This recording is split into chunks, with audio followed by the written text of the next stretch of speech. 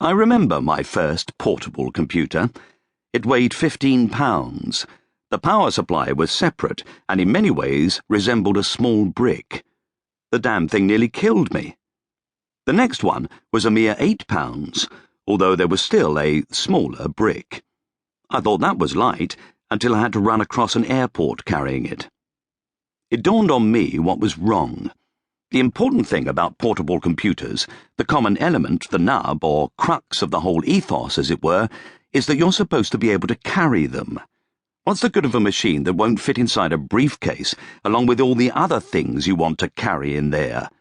Even 8 pounds isn't portable. 8 pounds is an item of luggage. It always puzzled me why the weight of portable machines wasn't the first thing mentioned in any review.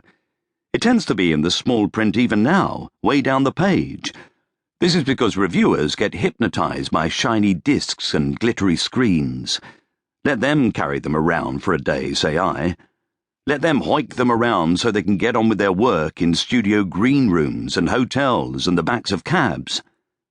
I grew up reading science fiction, and there were always these guys carrying pocket computers which could talk and keep track of their diary and run whole planets. They never got hernias carrying the things. I didn't see why I should either. I was suffering from the opposite of future shock, whatever that is. Future suction? I don't want arms reaching to my knees, but I like to have a computer around. I entered the palm-top world. Jargon crops up everywhere. Once there were big machines that sat on desks, and there were portables, more or less. Now there are ultra-portables and sub-notebooks and personal digital assistants and palm-tops and pocket-books. They're all very loosely defined by size and weight and the whim of the person describing them. Basically, they are all small and light. They all occupy the twilight zone between laptops, the aforesaid portables, although now the bulk of new machines do quite a lot more than the ones I've had, and weigh in at around 6 pounds, plus quite a small brick, and small calculators. The first acquisition was the Atari Portfolio several years ago. It weighed in at about £1 and came with its own built-in software, including the usual electronic filofax yuppie bait of simple word processor, calculator, spreadsheet and phone book. The word processor wasn't too bad. I typed tens of thousands of words on it, admittedly not very fast, but it wasn't perfect. Rule number 1 is, weight is important. Rule 2 is, what else do you need to buy? Sir Clive Sinclair was able to sell the first sub-£99 computer by redefining what a computer was.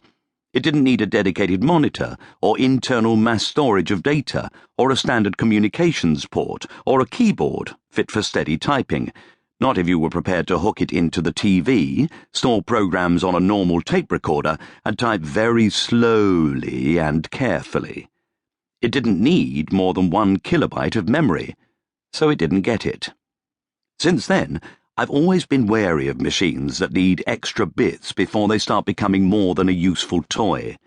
The Portfolio needed an add-on module if you wanted to increase memory to something closer to an acceptable amount. It needed a comparatively large plug-in module before it could print, and another one if you wanted a serial port. Without them, everything stayed locked in. The theory was, these bits stayed at home. But I do a lot of typing when I'm away from home for long periods, and you get very nervous if you can't print out or dump stuff onto another machine. They also cause trouble at airport security.